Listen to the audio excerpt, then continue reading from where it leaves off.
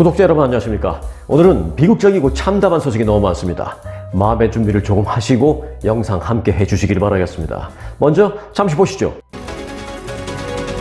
We have breaking news, an update to the Americans kidnapped in Mexico. We have now learned two of the victims have died. Another one was hurt and the other is unharmed. The four were in a minivan, apparently traveling for cosmetic surgery on Friday. They crossed into Matamoros, just south of Brownsville, Texas. The region in Mexico is controlled by a powerful drug cartel. A group of heavily armed men were caught on video appearing to take those victims at gunpoint. We'll of course continue to follow this story throughout the day. 보신 대로 이 멕시코에서 무장 괴한에 의해서 피랍된 미국인 4명 가운데 2명이 살해된 채 발견되었습니다. 사건이 발생했던 타마울리파스 주의 주지사가 어제 이 내용을 멕시코 대통령에게 전화를 통해서 직접 보고했습니다. 그만큼 멕시코에서도 이번 사건을 심각하게 대하고 있었는데 결국 4명 가운데 2명이 사망한 채 그치다고 말았습니다. 생존한 2명 가운데 1명은 다리에 총을 맞고 현재 병원 치료를 받고 있으며 나머지 1명만 부상을 입지 않았습니다. 그럼 이번 사건과 관련해서 이 알아야 할 사항을 좀 구분해서 전해드리도록 하겠습니다. 자, 1번. 4명의 미국인들의 신원은 밝혀졌는지, 그리고 누가 사망하고 누가 생존한 사람인지 등 전해드리겠습니다. 자, 먼저 4명의 신원은 다음과 같습니다. 사진 맨 왼쪽이 진델 브라운, 두 번째가 라타비아 맥기, 세 번째가 쉐이드 우다드, 그리고 맨 오른쪽이 에릭 윌리엄스. 이렇게 신원이 밝혀졌습니다. 이 가운데 누가 사망한 채 발견됐고 누가 생존한 것이지요? 자, 맨 왼쪽 진델 브라운, 사망한 채 발견됐습니다. 두 번째 여성이죠. 라타비아 맥기, 생존했습니다. 다치지 않았고요. 그리고 세 번째 쉐이드 우다드, 사망한 채 발견됐습니다. 그리고 맨 오른쪽에 있는 에릭 윌리엄스, 다리에 총상을 입고 발견돼서 현재 국경 인근 병원에서 치료를 받고 있습니다.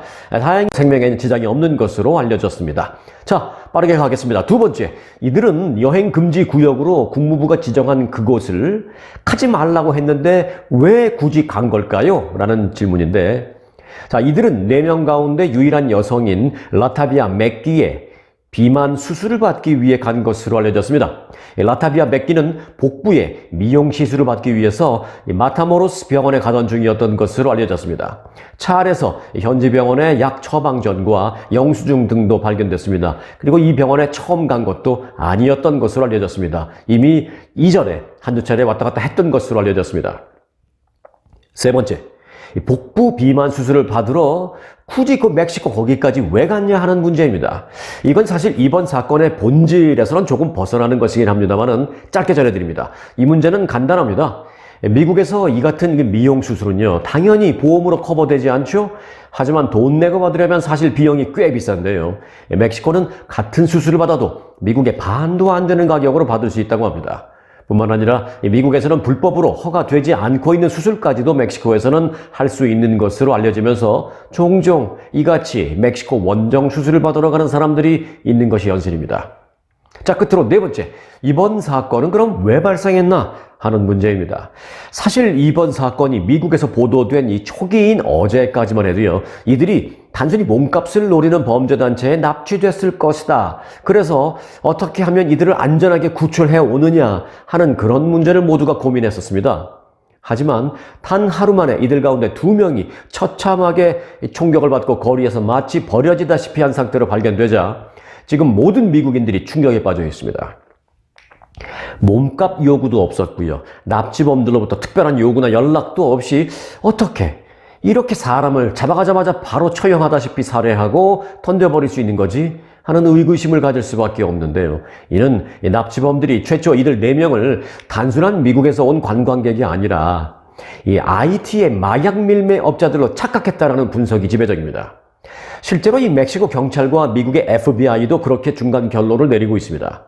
현재 사건이 발생한 지역은 최근 들어서 마약 밀매업자들 간의 구역 다툼이 심각해지면서 이 갱단 간의 총격도 툭하면 발생하고 심지어는 조직 내부에서의 반역 사건 등 마약 조직 간의 총격 사건이 심각한 상황입니다. 이런 상황 속에서 이들과 라이벌 관계에 있던 이 IT 마약 밀매단으로 이들이 오인을 받았다는 현재 분석입니다. 이 FBI와 공조해서 수사를 하고 있는 멕시코 검찰은 사건 당일 이 마타모로스에서 있었던 이 마야 카르텔 간의 충돌 속에 이 피해자들이 상대 조직으로 오해를 받았고 그러면서 십자포화 속에 휘말렸다가 변을 당한 것으로 보고 있습니다. 총탄이 막 오고 가는 곳에 휘말렸다는 것이죠. 이 마타모로스라는 그 시인데요, 여기는. 이 마타모로스라는 곳은 이 마약 밀매를 비롯한 조직 범죄로 악명 높은 이 마약 카르텔 본거지 가운데 한 곳입니다. 이 카르텔 내부 알력 다툼도 이 근래 들어서 더욱 빈번하게 발생하고 있는 곳입니다. 결국 이들 4명은 잘못된 시간, 잘못된 장소에 있다가 이런 비극을 맞게 된 것으로 보입니다.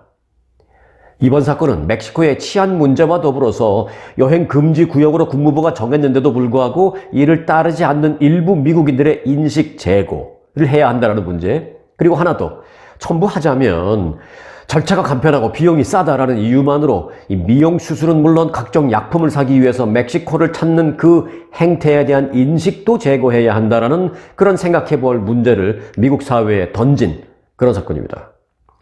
한편 멕시코 대통령은 이 사건과 관련해서 용의자 1명을 체포해서 현재 구금하고 있다라고 밝혔습니다. 1명은 말도 안 됩니다. 이런 사건을 누군가 혼자 저질렀을 일은 없습니다.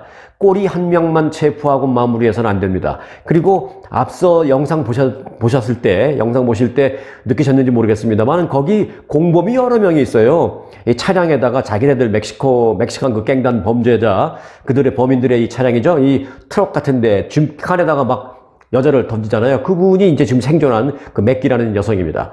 근데 혼자 한 게 아니잖아요. 그 영상에 보이는 것만 해도 한 3~4명은 되는 것 같은데 1명만 구금해서 되겠습니까? 완전히 일벌백계로 뿌리를 뽑아야 됩니다. 이때 멕시코도 이번 사건을 계기로 제발 이번 사건을 계기로 마약 조직에 대한 책임 있는 조치를 취해야 할 것입니다. 그리고 이참에 나라의 치안도 좀 제대로 확립하는 계기로 삼았으면 하는 그런 바람을 가져봅니다. 책임 있는 자들은 모조리 찾아서 처벌하기를 바라겠습니다.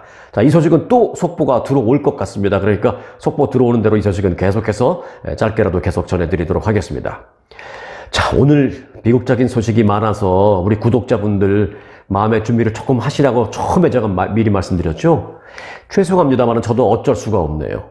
자, LA 한인타운에서 남쪽으로 한 30분 정도 거리에 내려가면 이 가디나라는 지역이 있습니다. 이 가디나 지역의 한 한인 교회에서 전도사로 재직 중인 한 한인 남성이 가족들을 흉기로 살해한 뒤에 본인도 자살한 사건, 이런 끔찍한 사건이 발생했습니다. 이 한인 남성은 가디나의 대형 이 D교회에서 20년 넘게 일한 전도사로 알려졌는데요. 한인 교계를 넘어서서 이 한인 사회에 큰 충격을 주고 있습니다. 이 D교회 어딘지 저는 압니다. 그런데 이름은 얘기하지 않겠습니다. 가디나 경찰국은 어제 이 사건에 대해서 공식 발표를 하고요. 지난 3일 밤 11시쯤 이 지역 한 아파트에 거주하는 한인 51살의 조셉 정 씨가 부인 49살의 정희영 씨와 딸 8살 알리사 양을 흉기로 살해하고 정 씨 본인도 사망한 채 발견됐다고 밝혔습니다. 가디나 경찰에 따르면 이날 오후 정 씨 가족과 연락이 되지 않는다라는 교회 관계자들의 신고를 받고 현장에 출동해서 집 안에서 정 씨와 정 씨의 부인 그리고 딸이 숨져 있는 것을 발견했습니다. 사건을 담당하는 살인과 수사팀에 따르면 정 씨는 주방에서 부인을 흉기로 살해한 뒤에 이어서 딸의 방으로 들어가서 역시 그 흉기로 딸을 살해한 것으로 보인다고 밝혔습니다. 담당 형사는 검시소 부검 결과 동일한 흉기로 부인과 딸을 죽이고 본인도 극단적인 선택을 한 것으로 나타났다라고 전했습니다. 범행 도구는 현장에서 발견됐습니다. 그런데요, 현장에 출동했던 경찰들이 하는 말이 정말 기가 막힙니다. 현장이 너무 처참해서 수사를 나갔던 이 경찰들도 현장에 도착하자마자 그 상황을 보고 모두 경찰들도 충격을 받을 정도였다라고 밝혔습니다. 가족을 살해하고 자살한 조셉 정 전도사는 1.5세로 영어권이며 청년 시절부터 20년 넘게 이 D교회에 출석해 오다가 몇 년 전에 중고등부 전도사로 부임해서 영어권 2세들의 교육을 담당해 온 것으로 전해졌습니다. 지난 1977년에 설립된 이 D교회는요, 사우스베이 지역의 한인들이 많이 출석하는 이 지역의 대표적인 한인 대형교회 가운데 하나로 잘 알려져 있습니다. 현재 이 조셉 정 전도사가 어떤 상황에서 부인과 자녀를 살해하고 자살을 했는지 그 사건 동기와 사건 발생 상황 등은 아직은 구체적으로는 알려지지 않고 있습니다. 그런데 이제 주변에 따르면 조셉 정 전도사가 가정 불화와 경제 문제 등으로 인해서 이번 사건을 벌였을 가능성이 있는 것으로 전해졌습니다. 현재 경찰은 이번 사건의 동기와 당시 상황 등에 대해서 다각도로 수사를 벌이고 있습니다. 한인 사회의 각종 사건, 사고가 끊이지 않고 있습니다만은 이런 유의 사건은 사실 한인 사회에 큰 충격입니다. 그런데요, 이런 사건이 과거에도 사실 여러 차례 있었습니다. 가장이 가족을 살해하고 자신도 자살하거나 또는 자녀가 부모를 살해하는 등 이 가족 간의 살인 사건이 미주 한인 사회에서 드물지 않게 발생하고 있습니다. 볼까요? 지난 2020년 10월에는 LA 한인타운에서 50대 처제를 살해한 후에 권총 자살을 시도한 60대 형부가 병원으로 옮겨졌지만 결국 사망하는 그런 사건도 있었습니다. 또 2018년 9월에는요, 메릴랜드주 몽고메리의 50대 한인 가장 김모 씨가 집에서 일가족 모두에게 총을 쏴서 40대 아내와 10대 아들 등 2명을 살해하고 또 딸 2명에게는 총을 쐈지만 다행히 죽질 않았어요. 딸 2명에게는 중상을 입힌 뒤에 자신은 스스로 목숨을 끊은 끔찍한 사건도 역시 있었습니다. 또 있습니다. 역시 2018년 5월에는 텍사스주 달라스 인근의 한 주택에서 40대 한인 교수 이모 씨가 아내를 살해하고 스스로 총을 쏴 자살한 사건도 있었습니다. 당시 화재가 발생했다는 신고를 받고 출동한 소방관과 경찰은 화재 현장에서 한인 교수 이모 씨와 아내 김모 씨가 숨져 있는 것을 발견했습니다. 이게 끝이 아닙니다. 가장 최근인 지난달 24일, 그러니까 올해 2월 24일이죠. 뉴욕 한인사회에서는 20대 아들이 자신의 어머니를 칼로 찔러 살해하고 부친을 또 폭행하는 사건도 있었습니다. 이 사건을 보도해드리면서 당시 올해에는 이 같은 사건이 더 이상 발생하지 않았으면 좋겠습니다 라고 제가 말한 기억도 있는데요. 한 달도 안 돼서 LA 인근에서 더 끔찍하고 더 비극적인 사건이 발생하고 말았습니다. 자, 한인 관련 사건 소식 하나 더 전해드리겠습니다. 뉴욕 경찰국 NYPD에 따르면 지난 3일 밤 11시 30분쯤 뉴욕 시내 어퍼 이스트 사이드에 위치한 다우나 델리라는 이 샌드위치 샵에서 올해 67살 된 한인 종업원 최성호 씨, 영어 이름은 마이클 최 씨가 흑인 강도에게 머리에 총격을 받고 그 자리에서 숨졌습니다. 사건 발생 당시 최성호 씨와 고객 한 명이 업소 안에 있었는데요. 강도는 먼저 고객의 지갑을 강탈한 뒤에 그 고객을 땅바닥에 엎드리게 했고 이어서 최 씨에게도 돈을 요구했습니다. 하지만 범인은 나가기 직전 최 씨의 머리에 총격을 가했습니다. 그냥 돈 받았으면 돈 뺏었으면 그냥 가지 왜 또 총격을 하고 가는지 모르겠습니다. 범인은 범행 후에 바로 도망가서 총을 쏘고 바로 나가서 모터가 장착되어 있는 자전거를 타고 도주를 했습니다. 그런데 또 약 1시간 뒤에 이 범인은 인근의 또 다른 업소로 이동해서 또 거기서 강도 행각을 벌이면서 현금 $1,200와 담배 등을 훔치는 등 연속 강도 행각을 벌였습니다. 용의자는 키 6피트 2인치, 꽤 크죠. 몸무게 200파운드 거구로 범행 당시 검은색 마스크를 착용했고 흰색 점프수트를 입고 있었습니다. 자, 어제 보도해드렸죠. 뉴욕에서는 이제부터 상점을 들어갈 때 먼저 마스크를 벗어서 얼굴 전체를 보여줘야만 입장이 가능하다라는 소식 어제 전해드린 바 있죠. 뉴욕시의 시장이 어제 직접 나와서 이런 발표를 했는데 바로 이런 사건 때문에 이 같은 조치를 서둘러 시행하는 겁니다. 뉴욕시 시장이 어제 이런 발표를 하면서 이 방금 전에 제가 말씀드린 한인 최성호 씨가 살해된 그 강도 사건, 다우나 델리 사건, 그 다우나 델리 앞에서 기자회견을 했어요. 그 사건 현장 앞에서. 한인이 주인입니다. 그 다우나 델리 업주도 한인분입니다. 그 한인 주인인 다우나 델리 그 앞에서 기자회견을 했어요. 그 뉴욕 시장이요, 이 마이크를 썼다가 또 후디 셔츠 썼다가 모자도 썼다가 이런 상태로 나타나서니, 자, 내가 누군지 알겠습니까? 이렇게 써 있는 상태에서 내가 누군지 알겠습니까? 기자회견 선상에서 뉴욕 시장이 그랬어요. 그분도 이제 죄송합니다. 그분도 흑인이세요.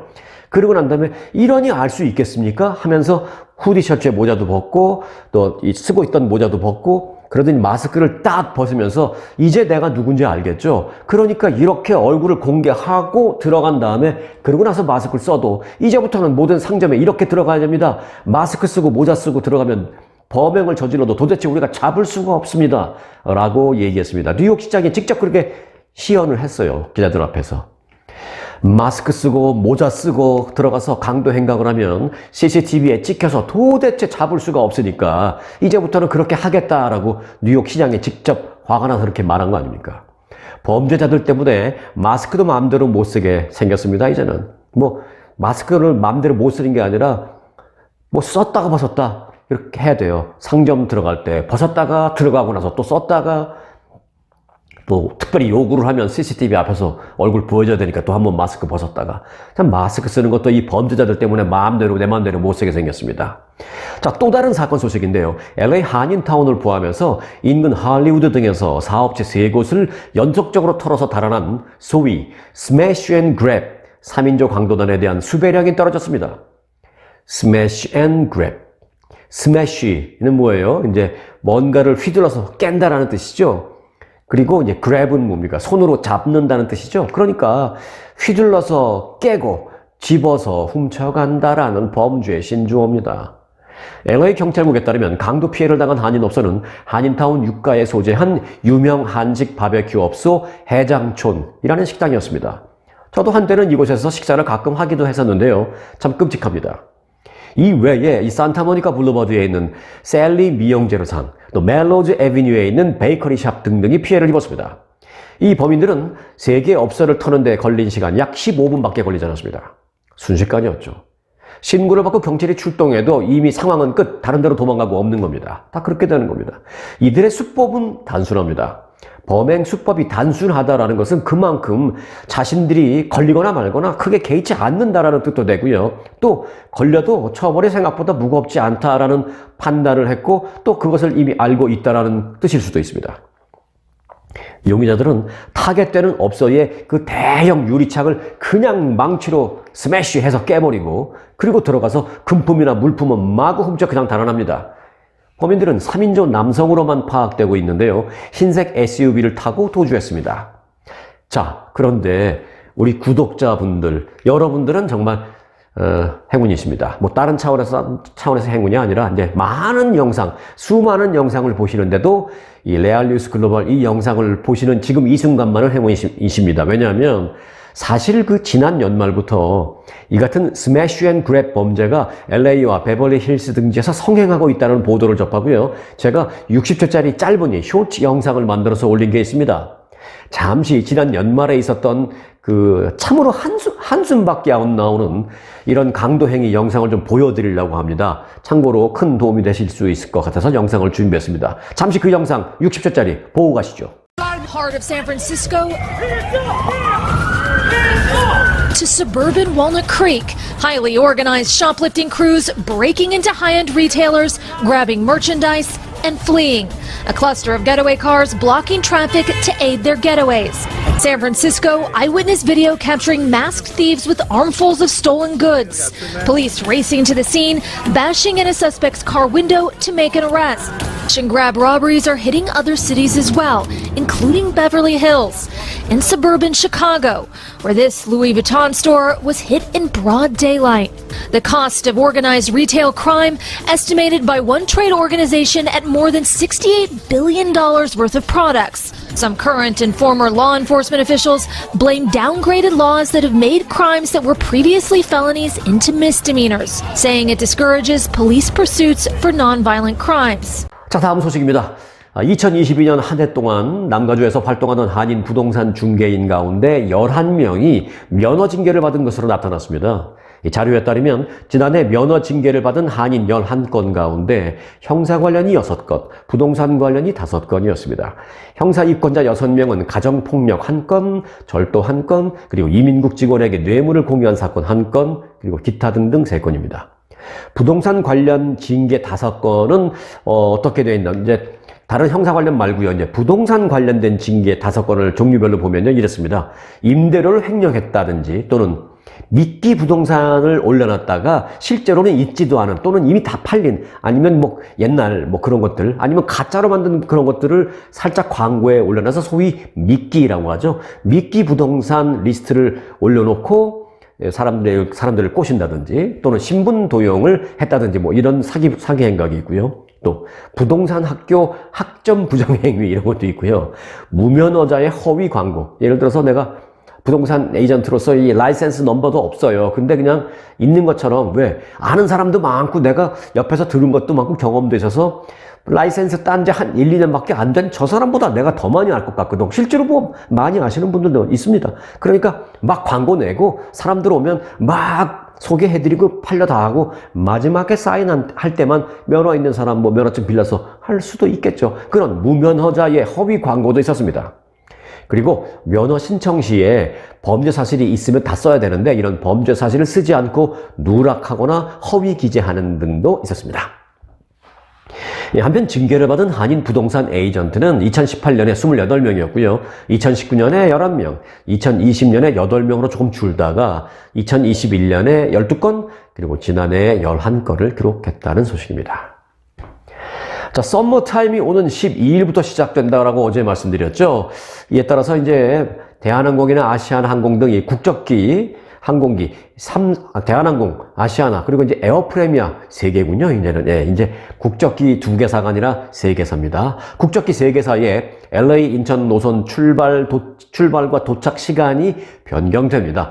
자, 대한항공은 LA공항에서 매일 밤 10시 40분에 출발하는 K2012 야간편은 변동이 없지만 매일 낮에 출발하는 K2018편은 아침 10시 50분에서 11시 50분으로 1시간 늦춰진다고 밝혔습니다. 또 LA공항 도착 시간은 K2011편이 기존 오후 1시 40분에서 2시 40분으로 바뀝니다. 또 K2017편은 기존 오전 8시 30분에서 9시 30분으로 각각 1시간씩 도착이 늦추어집니다. 자, 아시아나 항공은요, OG201 주간편의 LA 출발은 기존 매일 오전 11시에서 낮 12시로 변경, 그리고 OG202편의 LA 도착은 오전 8시 40분에서 9시 40분으로 각각 1시간씩 늦추어집니다. 대한항공과 아시아나항공은 각각 오는 26일부터 LA 출도착 스케줄이 이처럼 재조정된다라고 밝혔습니다. 언제부터요? 네, 오는 26일부터 지금 말씀드린 대로 조정된다라고 밝혔습니다. 그런데 국적항공사 하나 더 있죠? 네, 신생항공사 에어프레미아. 에어프레미아는 LA 기준으로 오전 9시 50분 출발하는 YP102편이 10시 50분으로 바뀌고 오전 7시 20분에 도착하는 YP101편이 8시 20분으로 역시 각각 1시간씩 늦춰진다라고 밝혔습니다. 네, 자, 다음 전해드릴 소식 잘 들어보시기 바라겠습니다. 와, 진짜 이게 이럴 수도 있구나. 그리고 앞으로 정말 조심해야 되겠네라는 생각이 들 수 있는 소식 전해드립니다. 가족의 목소리를 똑같이 흉내내서 사기를 치는 인공지능이 있습니다. 인공지능 보이스피싱이 등장했습니다. 캐나다 엘버타에서 발생한 사건인데요. 캐나다에 거주하는 벤저민 파커는 최근 부모님이 자신의 목소리를 사칭한 보이스피싱 범죄 피해를 당했다라고 공개했습니다. 이 파커의 부모는요, 최근 자신을 아들의 변호사입니다라고 소개한 한 사람의 전화를 받았습니다. 그러니까 전화가 걸려서 파커의 부모에게 전화가 와서 뭐 헬로우 했더니 나는 당신 아들 파커의 변호사입니다 라고 말을 했다는 것입니다. 그러니까 일단 뭐 파커 아들의 변호사라 그러니까 무슨 일에 연루가 됐나? 왜 변호사라는 사람이 전화 왔지? 이런 생각을 하죠. 자, 이 변호사는 이렇게 말했습니다. 당신의 아들이 교통사고로 미국인 외교관을 숨지게 한 뒤에 현재 수감되어 있다라고 말했습니다. 자, 이런 경우에 부모의 마음은 어떻습니까? 먼저 부모는 크게 놀라겠죠. 그리고 잠시 후에는 가만히 있어봐, 이게 진짜인가? 가만히 있어, 혹시 보이스피싱 아니야? 라고 생각할 수가 있겠죠. 그러면서 대부분의 부모는 이렇게 행동을 합니다. 그러면 내 아들을 바꿔주십시오. 내 아들하고 먼저 좀 통화를 해야겠습니다. 그렇게 하잖아요. 그 부모도 그렇게 했습니다. 그러자 이 보이스피싱범은 기다렸다는 듯이 파커의 부모에게 아들 바꿔드릴게요 하고 아들을 바꿔준다고 말했습니다. 이후 아들 파커와 똑같은 목소리가 전화에서 들려나왔습니다. 인공지능 AI를 이용해서 가짜로 만든 목소리는요, 사랑해요 아빠, 사랑해요 엄마라고 말하고, 내일 법원 심리가 있는데 그 법원 심리 전까지 $20,000를 빨리 좀 송금해 주세요. 그래야 내가 이거 변호 비용도 내고 보석금도 내고 나올 수가 있습니다. 내일 있으니까 내일 전까지 당장 $20,000를 송금해 주세요라고 아들의 목소리하고 똑같은 목소리가 전화에게 전화해서 들렸습니다. 이 파커의 부모는요, 그래서 바로 확신을 하고, 아들이라고 확신하고, 여러 은행에서 돈을 막 인출해서 송금을 했습니다. 파커의 부모는 그런데 송금을 하고 난 다음에 집에 들어와서 가만히 있는데, 이날 저녁에 진짜 아들이 전화를 한 거예요. 그래서 그런 얘기를 했더니 그 아들은 펄쩍펄쩍 뛴 거죠. 무슨 소리 하냐고, 난 지금 잘 있는데. 그 진짜 아들의 전화를 뒤늦게 받고서야 사기를 당했음을 깨달았게 됐습니다. 그런데 어떻게 이런 게 가능할까요? 전문가에 따르면 실제로 AI 기술을 활용하면 단 몇 마디의 목소리를 갖고도 그 사람이 말하는 다른 문장의 말까지도 위조할 수 있다고 합니다. 사기 행각에 이용됐던 아들 벤자민 파커는 자신의 전화기에 녹음되어 있는 그 보이스 메일 메시지, 즉 이제 이런 거 있잖아요. 뭐 전화 주셔서 감사합니다. 연락처를 남기면 곧바로 전화 드리겠습니다. 뭐 이런 내용 들어가 있잖아요. 그 목소리가 있는데 이 사기범들이 그걸 빼내서 AI를 돌려서 이용했다는 것입니다. 살벌합니다. 그런데 더 문제는요, 최근 온라인에서 무료로 배포하는 소프트웨어 프로그램을 통해서도 이렇게 쉽게 목소리를 위조할 수 있는 것으로 알려졌습니다. 사실 가끔 출처를 알 수 없는 곳에서 전화가 걸려온 후에 다짜고짜 이런 경우도 있어요. 지금 내 말 잘 들립니까? Can you hear me now? 뭐 이런 거 얘기하는 경우도 있어요. 갑자기 다짜고짜 질문을 그렇게 하는 거죠. 사실 저도 그런 전화 한동안은 많이 받았어요. 그래서 저는 대답을 할 뻔했는데 좀 생각을 하다 보니까 시간이 가서 이제 깨달았는데, 그런데 이럴 때 얼떨결에 Can you hear me now? 내 말 잘 들려요? 라고 갑자기 전화해서 그러니까 yes 할 수 있죠?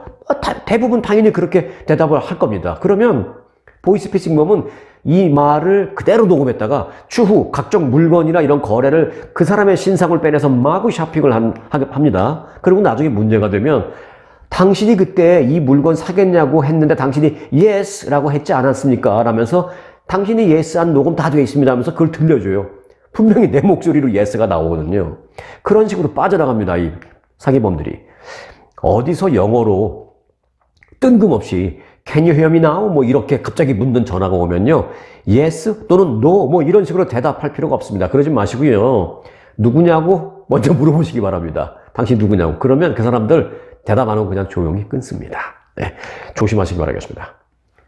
한국으로 가볼까요? 이 3.1절 날 자신의 아파트에 일장기를 내걸었던 세종시의 그 주민, 어제 전해드렸죠? 직업은 복사라고 어제 말씀드렸습니다. 그런데 이 사람이 어제는 뜬금없이 이 위안부를 기리는 소녀상을 철거하라는 이 소녀상 철거 촉구 집회에 나타났습니다. 거기 나타나서 한다라는 말이 일장기를 개양한 게 무슨 잘못인지 나는 모르겠다라고 말했습니다. 소녀상 철거 집회에서 그 무대 연단회까지 올라가서 일장 연설을 했습니다. 거기서는 또 더 웃기는 말을 했습니다. 연단에 오른 그는 자신의 이름이 이정우라고 말하고 제 이름은 이정우입니다라고 공개를 했습니다. 그리고 3.1절에 일장기를 개양한 소위 일장기 나무로 알려진 사람입니다라고 자신을 소개한 뒤에 중간중간 일본어를 짧게 섞어가면서 연설을 했습니다.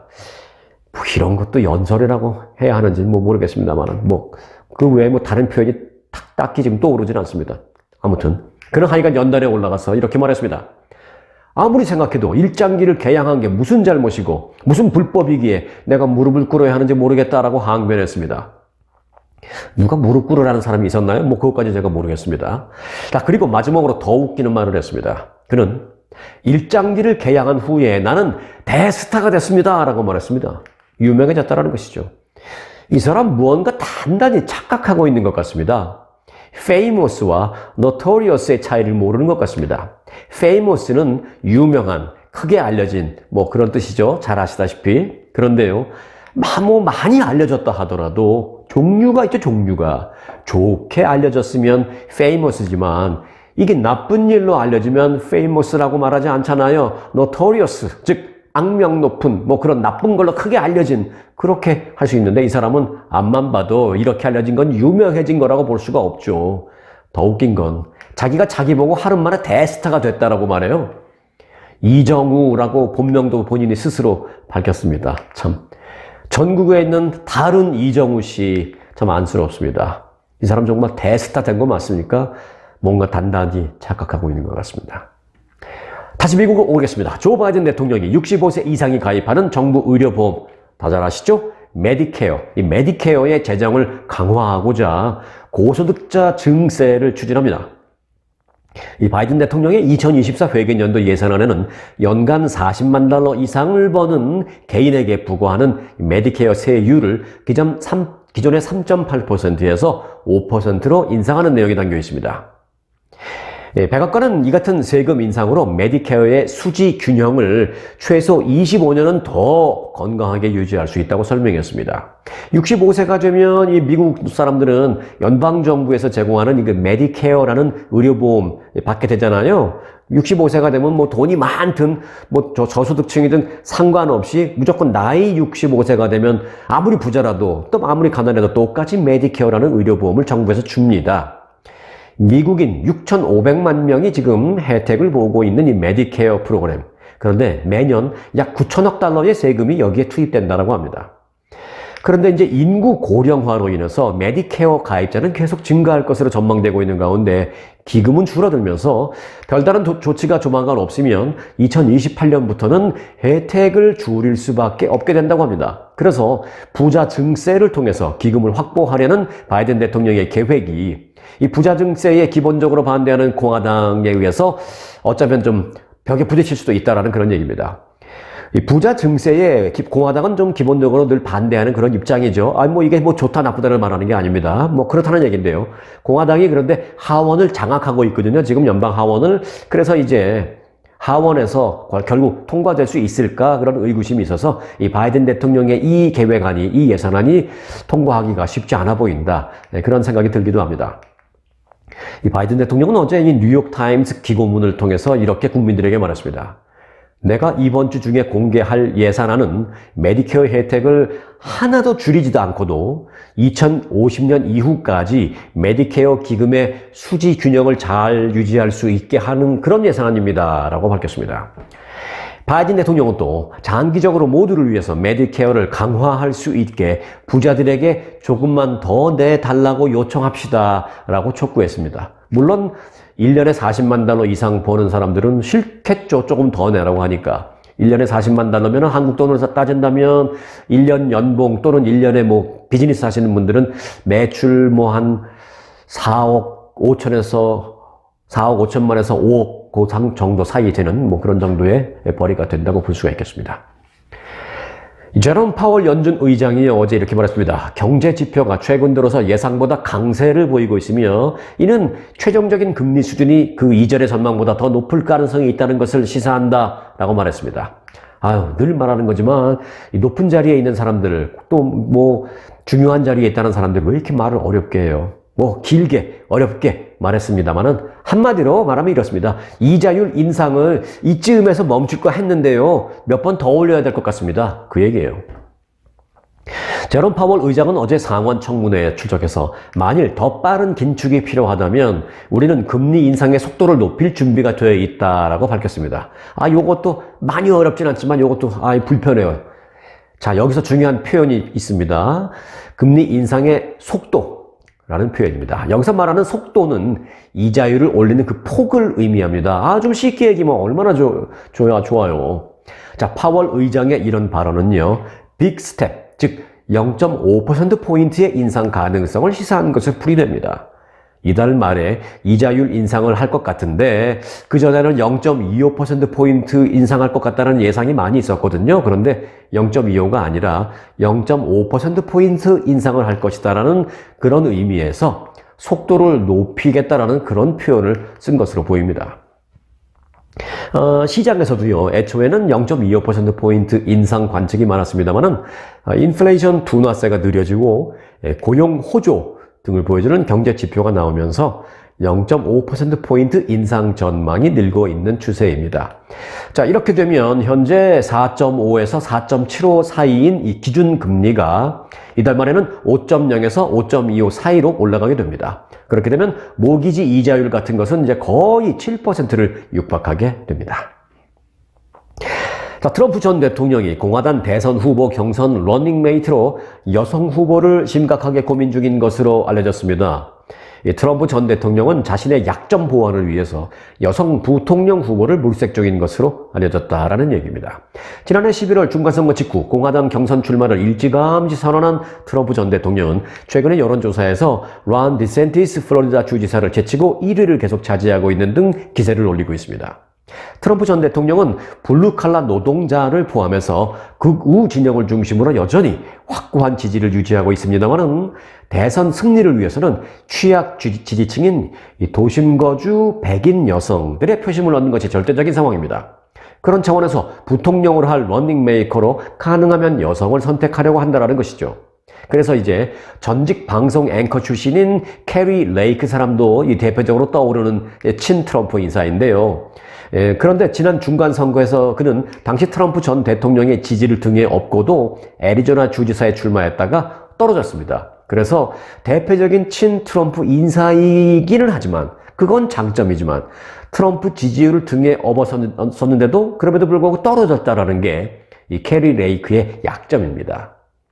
트럼프 대통령이 자기를 좋아하는 사람은 좋아하지만 또 뭔가 좀 약해 보이고 패배한 경험이 있고 이런 사람도 싫어해요. 자, 그리고 트럼프 전 대통령 주변에서는 사우스캐롤라이나 주지사 출신인 니키 헤일리 전 유엔 대사가 러닝메이트로서 최고의 선택이다라는 그런 의견도 있습니다. 그런데 이제 니키 헤일리는 사실 나도 대통령 하겠습니다라고 나온 지금으로서는 어찌 보면 트럼프 전 대통령과 경선에서의 경쟁자 입장이기도 합니다. 그런데 설득해서 경쟁할 생각하지 말고 너 나이도 있고 그러니까 이번에는 부통령 후보를 하고 트럼프가 다시 대통령이 되면 너 부통령 했다가 그 다음에 차기의 대통령 후보로 나와 이렇게 설득하는 게 좋을 것 같다는 얘기죠. 그런데 또 이 사람에게도 약점이 있습니다. 니키 헤일리는요 트럼프 행정부에서 유엔 대사로 임명되기까지는 했었습니다. 요건 장점입니다. 그러나 그녀는 최근에 이런 말을 했죠. 75세 이상이 된 정치인들은 정신감정 테스트를 받아야 된다 라는 것을 주장했습니다. 근데 여기 75세 이상의 트럼프 전 대통령도 포함이 되죠. 그래서 이제 맹렬하게 트럼프 전 대통령도 함께 싸잡아서 비판을 하고 있는 그런 상황입니다. 그래서 요거는 또 약점입니다. 사적으로는 주변에 여성이 많아 보이는 트럼프 전 대통령. 그런데 이제 막상 부통령 후보감은 주변에 여성으로서는 좀 별로 없어 보이는 그런 상황입니다. 자, 윤석열 대통령이 다음 달 26일 미국을 국빈 방문한다는 소식입니다. 백악관 대변인은 어제 윤석열 대통령의 미국 국빈 방문 일정이 4월 26일로 예정됐으며 국빈 만찬도 포함될 것이다 라고 전했습니다.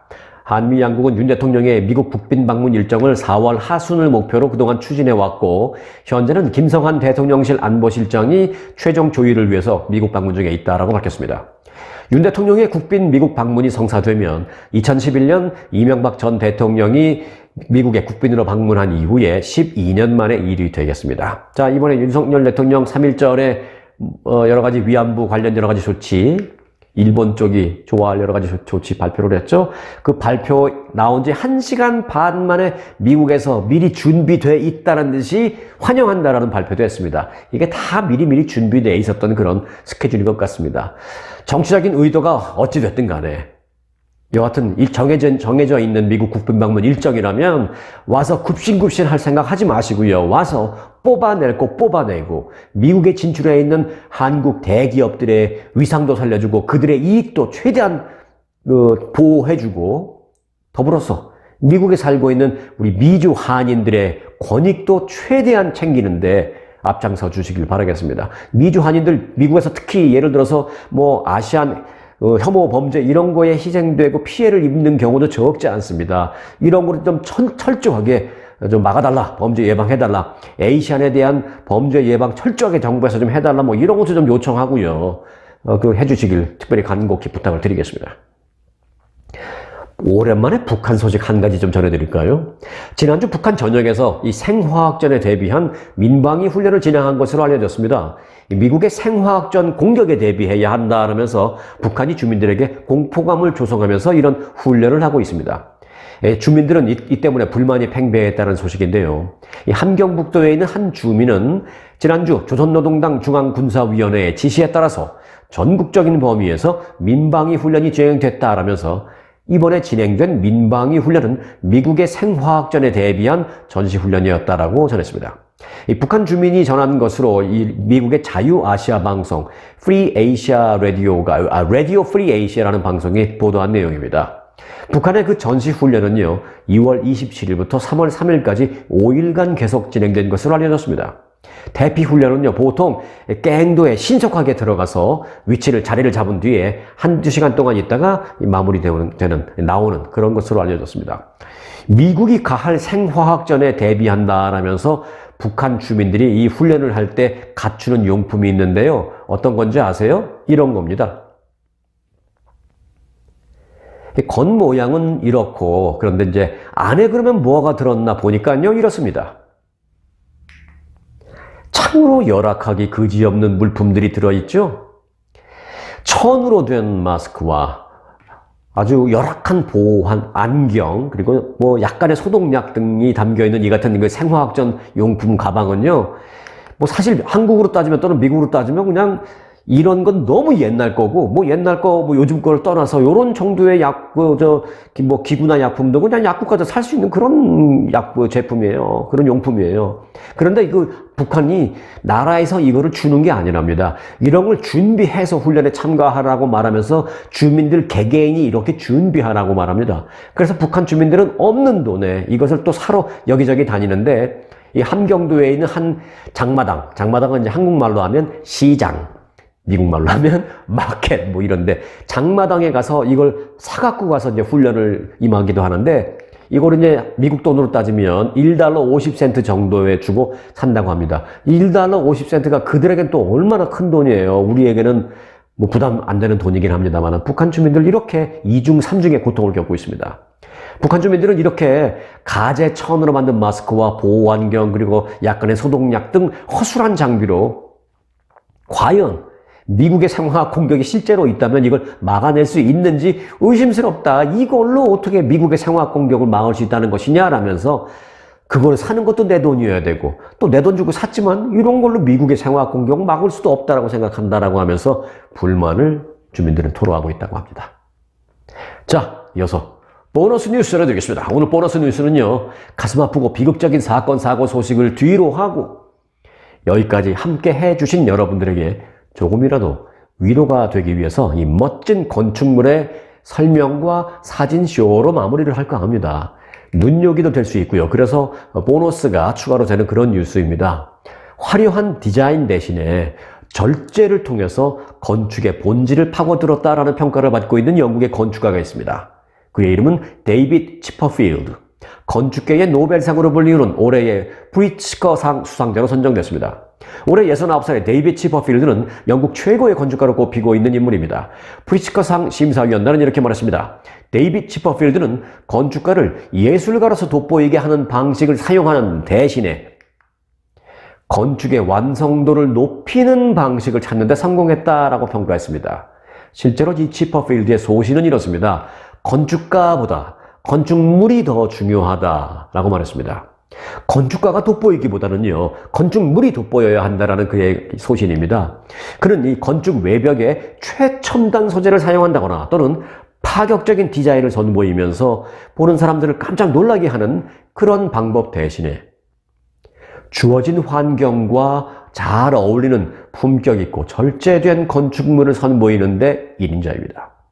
제가 이렇게 갑자기 뜬금없이 한 건축가를 상세하게 설명해 드리는 이유가 있습니다. 조금만 참고 더 설명을 들어보시기 바라겠습니다.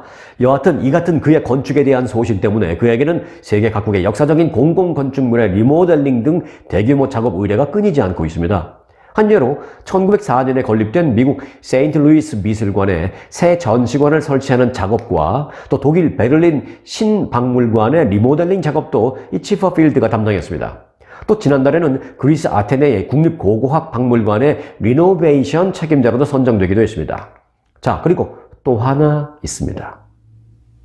데이빗 치퍼필드는 서울 용산에 위치한 아모레 퍼시픽의 본사 건물도 건축을 했습니다. 자, 이쯤 되면 아모레 퍼시픽 건물 사진을 제 오른쪽에 살짝 사진이 이렇게 올라올 만도 한데요. 아직 사진이 안 보이시죠? 네, 이유가 있습니다. 일단 아모레 퍼시픽 용산 본사 건물은요, 건물 내 3개의 정원 가든, 저 3개의 정원인 루프 가든을 배치해서 자연과 건물이 호흡을 하게 했고 또 소통을 할 수 있게 했는데요. 이 건물은 지난 2019년 세계 초고층 도시 건축학회가 선정한 세계 최고의 고층 건물상에서 대상을 받았습니다. 자, 이쯤 되면 눈치 빠르신 분들은 제가 왜 이 건축가 치퍼필드를 자세하게 소개해 드리고 있는지 그 이유를 알아채셨을 거예요. 네, 오늘 그 아모레 퍼시픽 본사 건물 사진쇼로 이 뉴스를 마치려고 합니다. 인사는 그래서 제가 여기서 드려야겠다라는 생각이 듭니다. 오늘도 처음 오신 분들은요, 구독, 좋아요, 알림 설정 이 3종 세트 부탁드리고요. 지금 이 시간까지 여기까지 함께 해주시는 우리 늘 사랑해주시는 구독자분들에게는요, 제가 특별한 감사와 사랑의 말씀을 이 시간에 드리겠습니다. 야, 여러분 행복하세요. 그리고 고맙습니다. 자, 이제 세계 초고층 도시건축학회 선정 대상을 받았던 아모레 퍼시픽 본사 건물 사진쇼 이제 시작합니다.